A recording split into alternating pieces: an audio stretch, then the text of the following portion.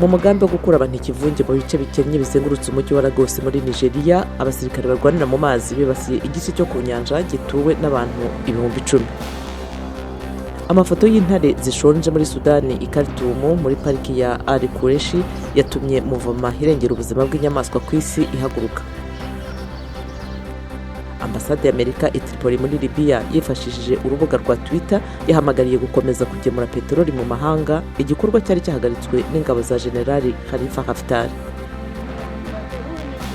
Nelson Chamisa, umuyobozi utavuga rumwe n'ubutegetsi muri Zimbabwe, yagejeje ijambo ku bayoboke b'ishyaka MDC mu giterane kandi yasabye ibiganiro. Naho impanga zavutse zifatanye zabashije gutandukanywa n'abaganga mu Bufaransa zasubiye iwabo mu gihugu cya Cameroon.